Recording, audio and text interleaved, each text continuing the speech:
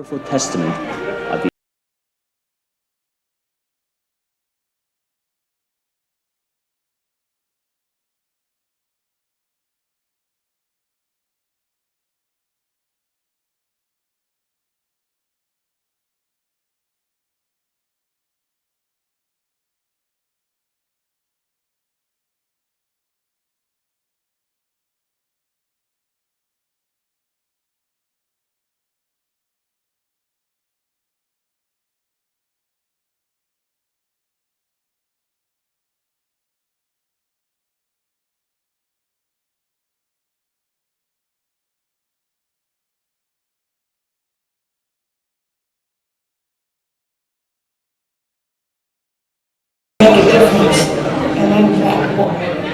Many historians have pointed out that without China's fierce resistance against the Japanese forces in the Asian theater,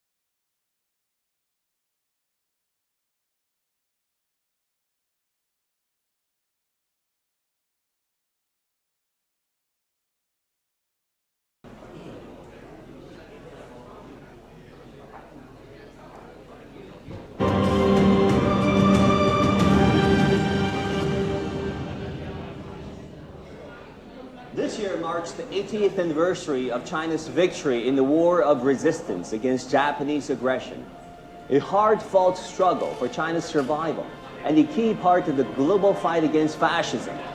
Yet, this chapter of history has quickly become a forgotten war in many parts of the Western world, and for that matter, China has been, to borrow then Oxford, now Harvard scholar Rana Mitter, this forgotten ally.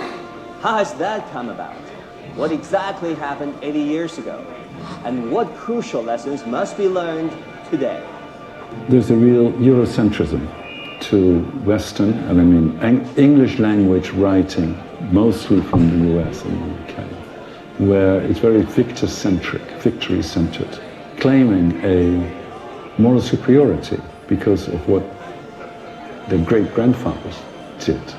That is being used politically by everybody. China's entry into the global war story is something that's really only a couple of 2 or 3 decades old, perhaps. It just hasn't been fortunate there. As China rises peacefully and the global south gains greater influence, now is the time for warriors around the world to look beyond historical blind spots and understand the truth of the Eastern Front of World War II. To begin with, China was widely documented to be the first nation to resist Japanese military and aggression. It fought the longest and suffered the happiest losses. In 1931, Japan launched the September 18th an offensive on the Chinese people. The Chinese people was a fierce resistance. The global war against fascism began. That was, by the way, 8 years before the war in Europe and 10 years before the Pacific War.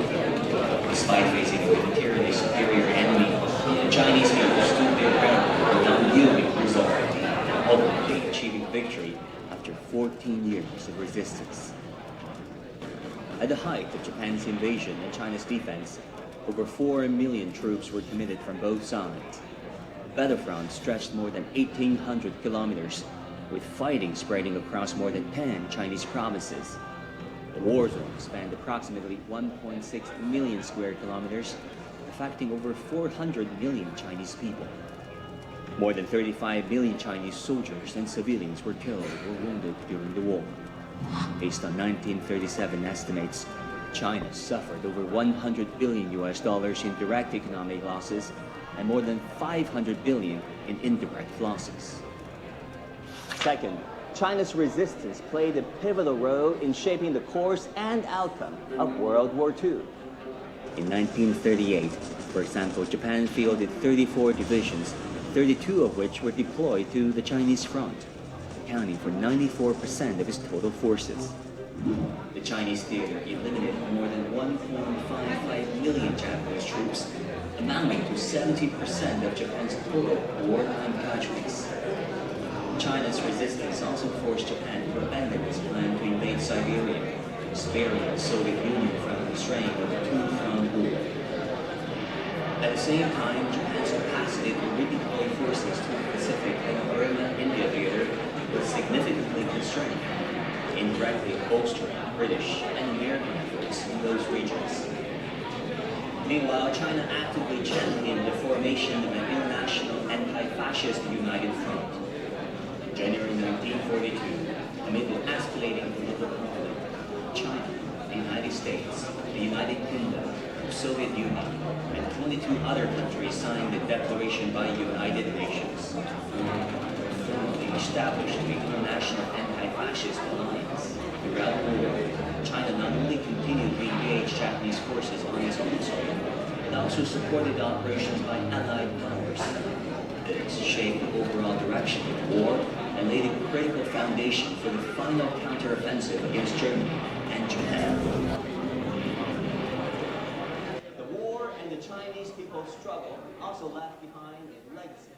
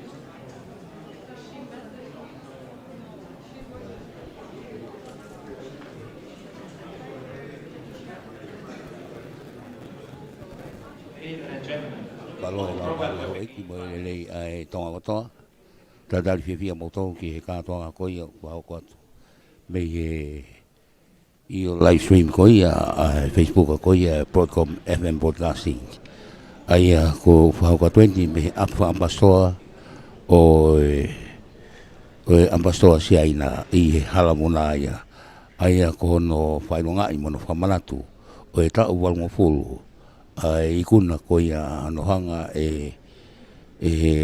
Chinese People's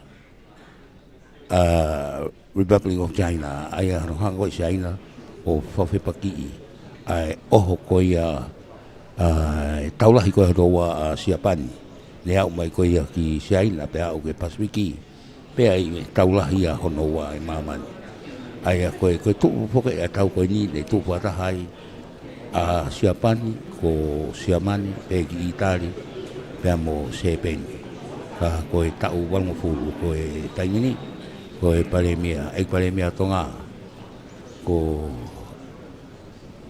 ono po ai sa ke kuni me amai yo no me anga no tonga ko se ni ka fa fe ka CEO ko ka fa fe China pe foki I tongani ia mo ka fa pe ka la mai fa no ngai we ni ai ke lari rahi ko ia ai se asociana ta na tonga fa pe ka to ta preti atiola pe ke pule ko ia o ko tu po ko Samuel Afonoa mo na to minista Rao Malolo, Alista Mopel, Pekia, Lord Talgeti, Mo Nautore, Kau Sapan, Kau Tonga, when who knows I mea I Fale Fampastoa Koia, o Ampastoa Saina. Ai a poki hake koe neu lawe ki ai, koe tau walngo fulu. Hono ikuna koe anu whawe paki, kai koe a Saina, ai fu mafi koe anu ofi koe ni, sia koe a Saina, ai fu mafi koe anu ofi koe ni, sia pani he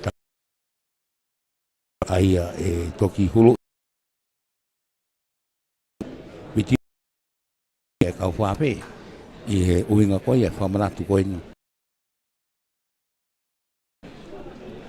Ka I he anga pe manatu koe I he historia ko siapani, koe pehe koe fuafua, ponua ia na hanga whawhepa ki I whewheka taha, ai oho mai koe ni a siapani, ko siaina na hanga krali whewheka koe ia, kamata ke mawhola mai koe ni ki Asia.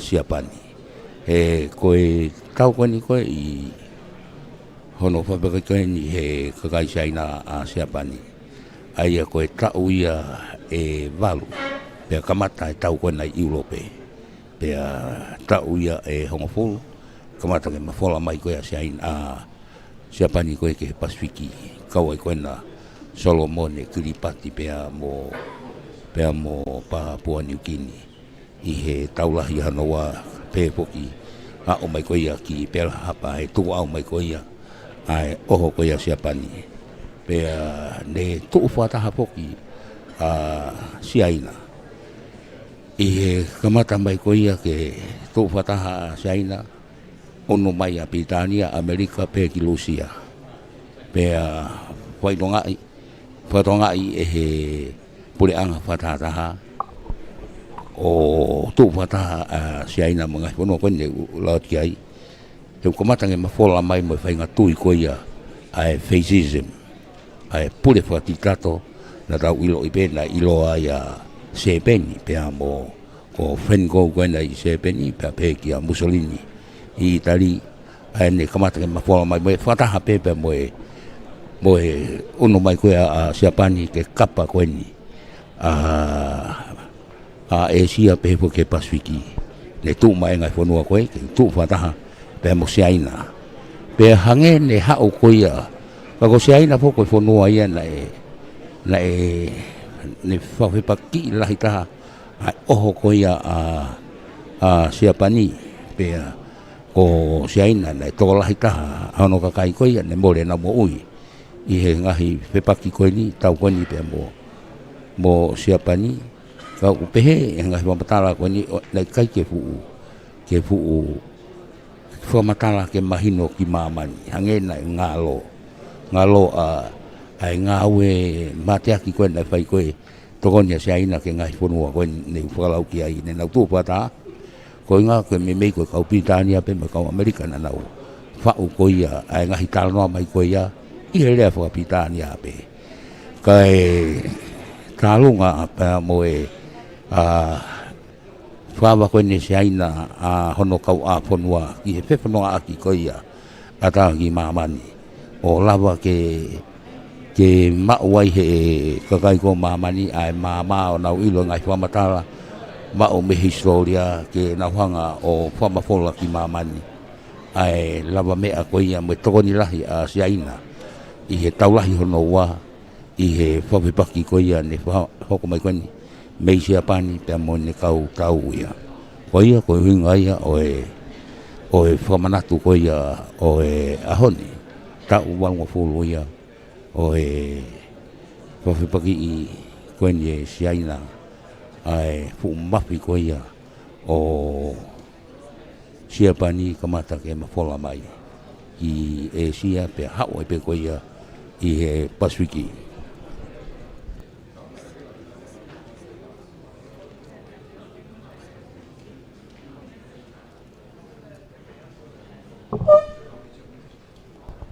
koia whatawangi pe tau kau whataha mo tō koia tau mo mea mai pe Fei tu tau kau patahai. Ko e whawhe whalalangi tahine ko Princesi Charlotte mawhile o pilore tuita. Pea mo tuita una mea mai.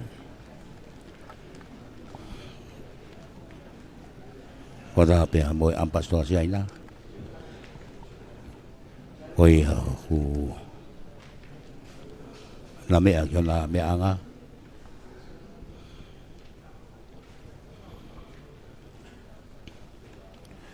Aho papo papilani baki mo pe tu ma fana e lo to fare ko ni o MC ke kamata e pokalama. Your Royal Highness Princess Lola Tuita, Lord Tuita, Honorable Prime Minister Dr. Asaki Valueke, Your Excellency Ambassador Mr. Liu Weiming, ladies and gentlemen, distinguished guests, good evening. Welcome to the reception to commemorate the 80th anniversary of the victory of the Chinese People's War of Resistance against Japanese aggression and the World Anti-Fascist War. We are now ready to begin the program.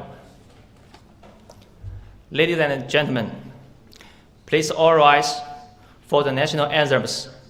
The national anthem of the Kingdom of Tonga, followed by the national anthem of the People's Republic of China.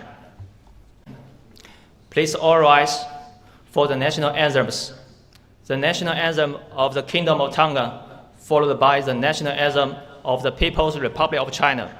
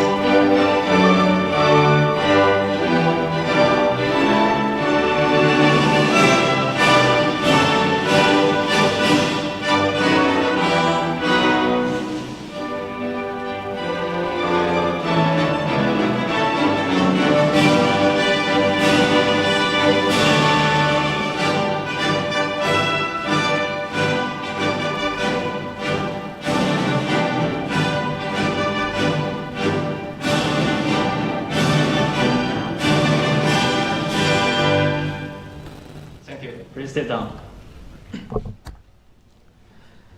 Ladies and gentlemen, 80 years on, the memories of the war remain vivid in our hearts.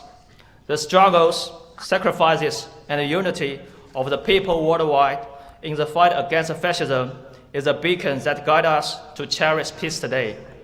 Now, please turn our attention to the screen. Watch a short video honoring the unyielding spirit of all peace-loving people.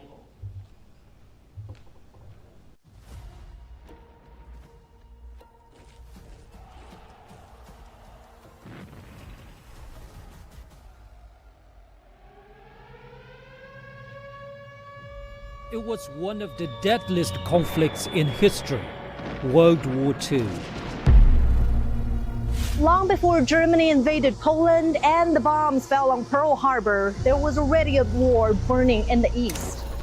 From the battlefields of Europe to the waters of the Pacific, it was widespread destruction everywhere. The city continued to burn in a firestorm of wind and flame. 2/3 of the city centre burnt to a crisp. The most powerful image in the painting is a mother with her lifeless child. A haunting and brutal reminder that it's the innocent who suffer most when the bombs fall. Millions from all walks of life across borders rose to stand against the fascism and Japanese aggression. Many young people who started their journeys here ended up joining the fight to defend the place they came to think of as their second home. We remember their courage, their relentless spirit, and their sacrifices.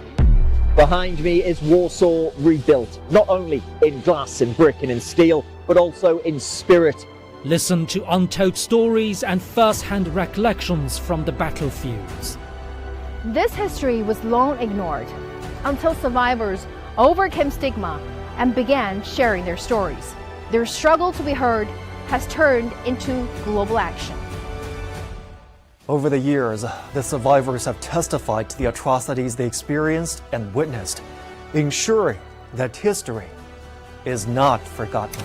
Discover how their ultimate victory is not just a celebration, but a lesson to our future generation. We revisit these events not to feel hatred, but to honor the victims, safeguard the truth, and remind the world peace is fragile. Every life matters.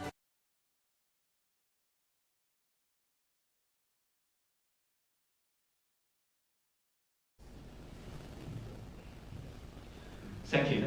This video serves as a reminder that peace is fragile and must be safeguarded. Without further ado, please allow me to invite His Excellency Ambassador Mr. Liu Weiming to deliver his keynote address.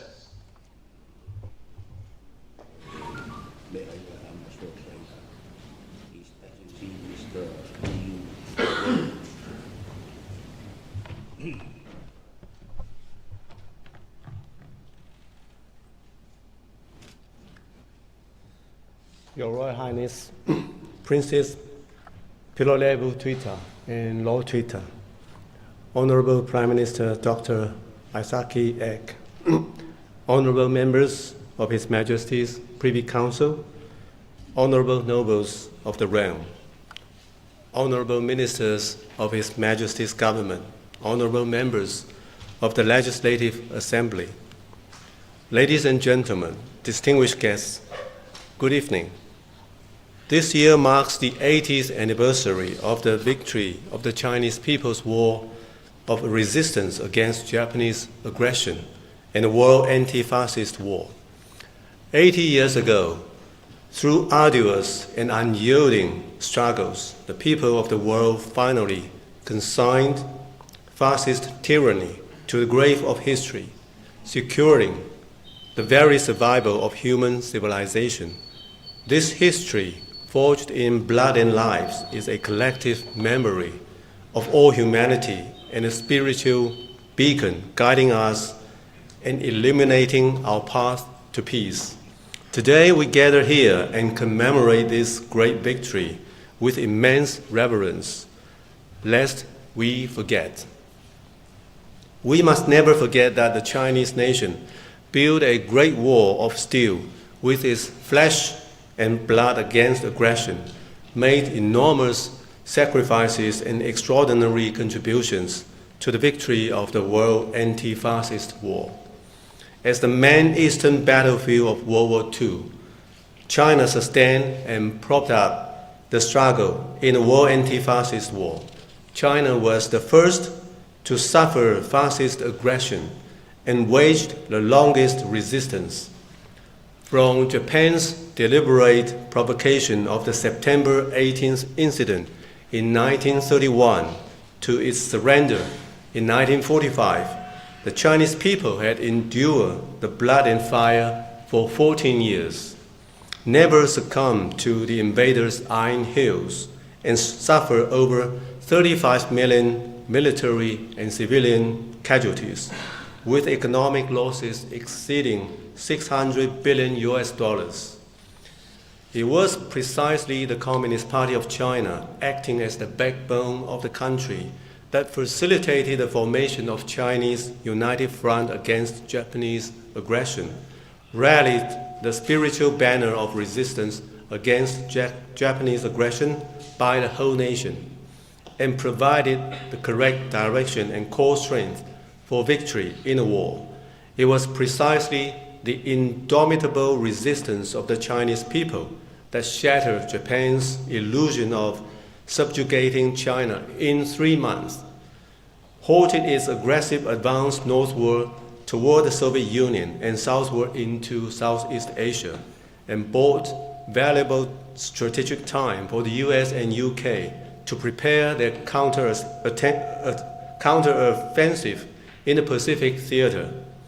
Looking back on these arduous years, China has always stood in solidarity with the world anti-fascist forces, composing a heroic epic of fighting for the survival and rejuvenation of the Chinese nation and the justice for all humanity. We must never forget that Tonga and other Pacific Island countries, with remarkable courage and steadfastness, made indispensable contributions to the victory of the world anti-fascist war. Across the vast Pacific, the fortitude and commitment demonstrated by Tonga and other Pacific Island countries during the war are truly admirable. After the outbreak of the Pacific War in 1941, a number of Pacific Island countries suffered under the brutal occupation of the Japanese forces, which nearly advanced to Australia's very doorstep. Faced with the critical situation, Tonga resolutely joined the anti-fascist alliance. Under the leadership of Queen Charlotte Tupu III, Tongan forces participated in a war with New Zealand forces and the US Marines. In 1943, 50 Tongan soldiers were detached to the Solomon Islands to take direct part in operations against Japanese forces. During the New Georgia campaign, 2nd Lieutenant Henali Taliai, though vastly outnumbered, vowed never to retreat. He raided the Japanese camp and made the ultimate sacrifice with his life. To this day, his name represents for courage, strength, and vitality. In honor of his sacrifice, the Taliai military camp in Tongatapu is named after him. The people of Tonga also facilitated the deployment of US and New Zealand forces on their own soil, provided essential supplies to passing vessels, building a vital lifeline station in the South Pacific, resisting aggression and guarding homeland in their own way. Though separated by vast oceans, China and Tonga both made significant contributions to the cause of world peace and justice during the anti-fascist war. This memory, which reflects our shared commitment and dedication, has become a precious spiritual treasure for our two countries and peoples. Moreover, countless moving and heroic stories are still cherished in places like the Solomon Islands and Papua New Guinea. With resilience and sacrifice, Pacific Island countries forged enduring feats in the Pacific theater, which will forever be inscribed in the annals of history.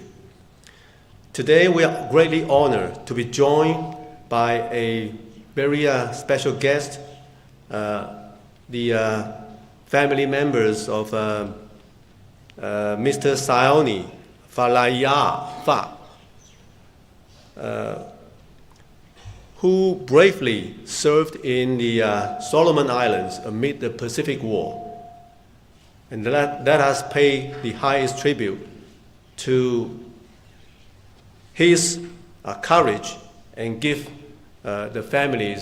his families a big round of applause.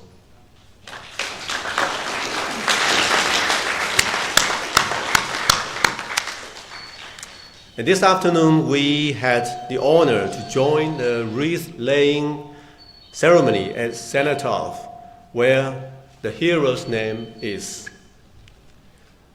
We must never forget that the post-war international order was hard-won, and it must be safeguarded with the utmost resolve. World War II was one of the most catastrophic wars in human history, which rewrote the geopolitical landscape of the 20th century and ushered in the international order with the United Nations at its core. 80 years ago, with the founding of the United Nations, as a victorious nation, China was among the first to sign the UN Charter, championed national self-determination and anti-colonialism, playing a key role in advocating for the sovereign equality of all nations enshrined in the UN Charter, thereby making significant contribution to shaping the post-war international order. This year also marks the 80th anniversary of the restoration of Taiwan, an integral part of the outcomes of the victory of World War II and a post-war international order. The Cairo Declaration and the Potsdam Proclamation explicitly mandated that Taiwan, which Japan has stolen, be returned to China. These instruments with legal effect under international law have all affirmed China's sovereignty over Taiwan and become part of the post-war international order. The UNGA Resolution 2758, adopted by the United Nations General Assembly in 1971, unequivocally recognizes the People's Republic of China's sovereignty over Taiwan. Since then, the only reference to the Taiwan region in the UN is Taiwan, province of China. Consequently, challenging the One China principle means defying the UN's authority, violating the norms governing international relations, undermining the post-war international order, hence denying World War II's victorious outcome. Although cross-strait relations remain severe and complex, some countries attempt to play the Taiwan card to serve their political agenda and trumpet the notion that Taiwan's status is undetermined. China will never accept and has no room for compromise or concession. Any form of Taiwan independence separatist behavior constitutes a betrayal of history, a violation of international law, and will inevitably be firmly opposed and rejected by all the Chinese people. The historical trend toward China's ultimate and inevitable reunification is unstoppable. China is willing to work together with the international community, including Tonga, to defend the authority of the UN, firmly uphold the UN-centered international system, the international order underpinned by international law and the basic norms of international relations based on the purposes and principles of the UN Charter, and promote a more just and equitable international order. We must never forget that peace and development are the common cause of all humanity, which requires all countries to preserve it and shape the future. We commemorate history not to perpetuate hatred, but to learn from it and to recognize that peace and stability must never be taken for granted. As Chinese President Xi Jinping said, we must draw wisdom and strength from the great victory of the world anti-fascist war, resolutely resist all forms of hegemonism and power politics, and work together to build a brighter future for humanity. The world today is far from tranquil. With resurfacing hegemonism and power politics, as well as resurging unilateralism and protectionism, China firmly believes that peace, development, cooperation, and win-win outcomes remain the only right choice. China's development represents the growth of the force for world peace. The Blue Pacific Ocean of Peace Declaration embodies a Pacific vision to advance regional peace, stability, and prosperity, reflecting the wisdom and foresight of the Pacific Island countries. Humanity is a community with a shared future, and it is also an indivisible community of shared security. No country should pursue its own security at the expense of others, and the legitimate security concerns of all countries must be taken seriously.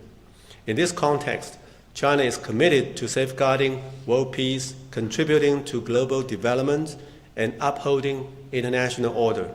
China steadfastly stands on the side of international fairness and justice, the right side of history, and the side of the vast number of developing countries.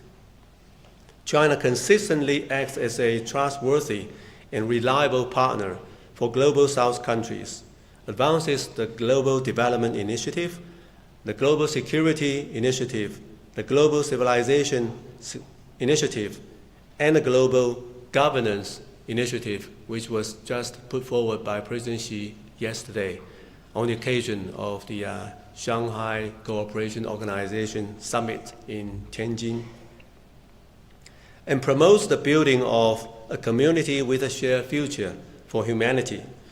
Just as the Pacific's vastness comes from embracing all rivers without rejecting small streams, humanity's future depends on unity through hardships, not on division and confrontation. Standing at a new crossroads, we shall all the more cherish the fragile peace, uphold common values of humanity, safeguard our only home, and strive together to create a more promising future. Ladies and gentlemen, the trials and tribulations of the past 8 decades cannot diminish the profound friendship forged between the Chinese people and people across the world during the World Anti-Fascist War. History serves both as the best textbook and dose of sobriety.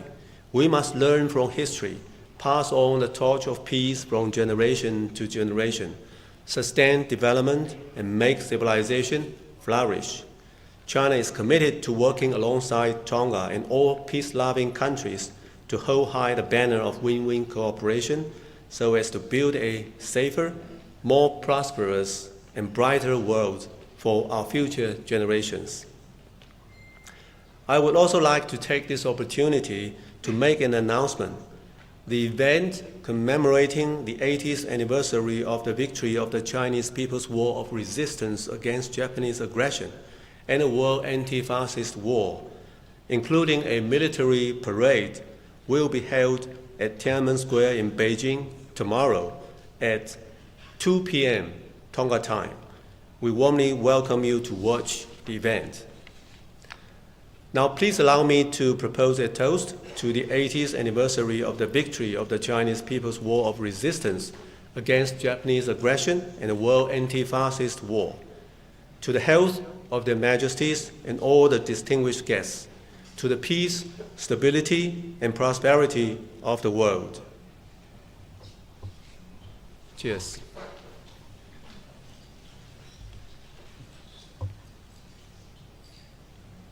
Thank you so much.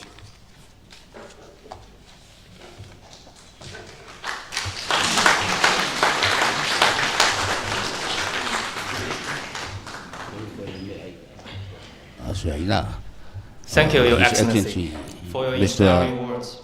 Next, we are honored to hear from Honorable Prime Minister Dr. Asaki Valueke to address us on this important occasion. Please welcome.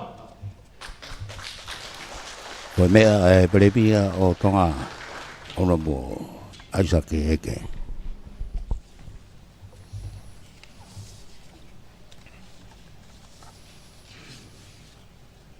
Your Royal Highness Princess Pilolevu Mafleo Tuita, Lord Tuita,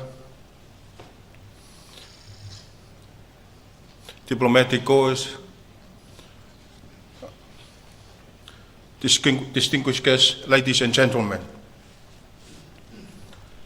Taisia Wani Sango Hao. Good evening to everyone. Today we gather here to commemorate a pivotal moment in history, the 80th anniversary of the victory of the sacrifices made by the millions of Chinese people during the war of resistance against Japanese aggressions in the World Anti-Fascist War. On this occasion, we are also reminded that we must uphold historical fact that the world must recognize the immense sacrifices and contribution made by China during the World War, and also members of the alliance who actually worked together to bring about peace to end the World War II, which of course culminated in the establishment of the United Nations in 1945. The white people's resistance against fascism was a turning point and crucial front in the broader war against fascism. It was the longest and one of the most brutal fronts, lasting 14 years and counting for a third of the total global casualty. And I wish to underscore the importance of the history to build a better world. The historical lessons of the World Anti-Fascist War should never be forgotten, and the principles of the international fairness and justice must never be abandoned. And we shall take history as a mirror, draw wisdom and strength from the lessons and work together to create a better future for humanity. It is my hope that tonight's occasions will inspire and enlighten us so that we can better appreciate today's life and see clearly the way forward. And I would like to reaffirm the deep-rooted partnership between China and Tonga that build on mutual respect and a common mission for peace. On reflections, Tonga and other Pacific Island countries also contributed to the victory of the World Anti-Fascist War. Under the leadership and foresight of the late Queen Charlotte III, the courage and determination of Tongan people to side with the Allies' armies, where 94 Tongans joined the First World War in 1914. This is the first experience with global war that proved to be just the beginning of Tonga's involvement in the national conflict. And as a result of this changing diplomatic landscape, the Pacific became an increasing contested space in the lead up to the Second World War. In a world that often values power, control, and dominations, we are called to be different.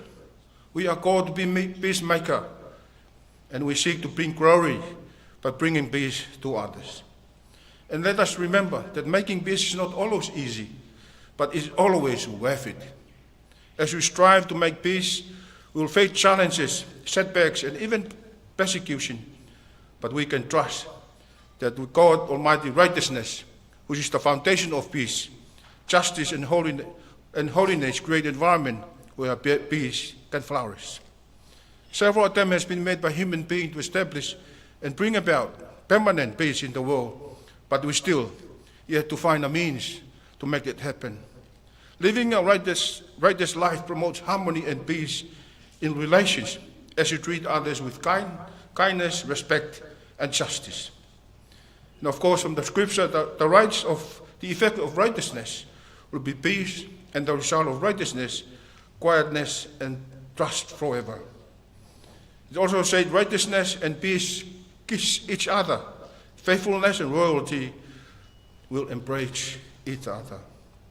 When individual and nation live according to that standard of righteousness, they will experience peace as a natural consequence. Peace is not an elusive dream, it's a tangible reality. By applying these practical principles, we can create a more harmonious world, and let us strive for peace in our daily lives. In conclusion, let us commit to being peacemaker in our homes, communities, and the world. And may our lives be a reflection of God's peace.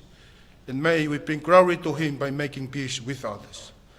Today we honor the past history of the victims that actually experienced the bad consequences of war, as we now commemorate the 80th celebrations of the victory of Chinese people. I would like to reaffirm our commitment to peace going forward. And today we stand together. We all strive for a better world. And let us continue to build a brighter future with peace. Mahalo pito.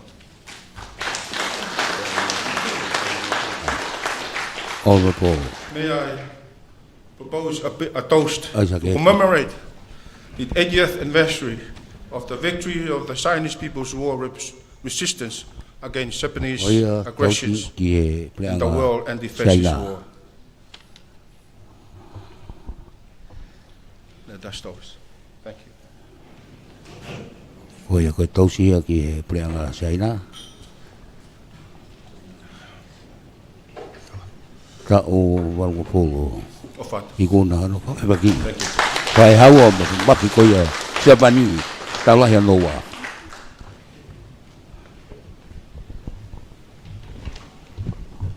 Thank you, Prime Minister, for your heartfelt and insightful sharing. Ladies and gentlemen, this concludes the formal part of today's reception. We now invite you to join us for buffet dinner. By the way, a special photo exhibition is located in our reception hall. The exhibition features precious historic photos from the Chinese people's wars of resistance against Japanese aggression and the World Anti-Fascist War, showcases how China honors the victims, safeguards the truth and peace. We invite you to visit the exhibition at your convenience during your stay at the Chinese Embassy tonight. Once again, thank you for your presence tonight. Malo Pito. Koia koe MC whawhe ki he ilo pawhei. Ai whawhe ki ai whawhalanglangi taine princesi pe whoki a lo Twitter. Pe a moe ambassador Saina pe ke e paremia ngō nautoro koia ai kau minista ulau me haini. Koia pe a oku whaata mai whoki pe a moe loki. Oku whari ari ai e ngahi ata, ngahi tā. Oe ngahi ata koia me hono whawepaki koia e siaina koe hofi koia o siaina e siapani he tau taulahi koia hono ua ai oku whamaratu he tau walunoa i he ahoni. Pea mo ngahi tā pe ngahi ata ke he pe oku whari ari i he exhibition koini. I he loki oku whare are ngahi ata koia. Koe lawa ia oe ai whahokatu e MC lawa ia ai formality ai oe pepini koe hokatu lewa ke hoa ilo pea mono whaonga i waine mga whamomo koia koe whapewhia ai ikuna koia se aina tu whataha mo ngai Pureanga Amerika, Britania, Lucia, ke tau i koe a Siapani i taulahi noa mo whawhepaki whangata ai whenga ke whawao ai whenga tui koe wheisesim pati tato hau koe a mo i tari pe mo sepeni kai whe whawhonga e pe kau whawhatongi a koe me i he apwhamastoa siaina i he epepini o aripate ki sina kau maa foki Wepi Lea Junior pe foki ki kina tau koe kau tale kita o wa talevu tui fua pe foki ki Lisa te tana tohi o mesa ke kioa wau normanu malo pito mo mea mai ni hawa she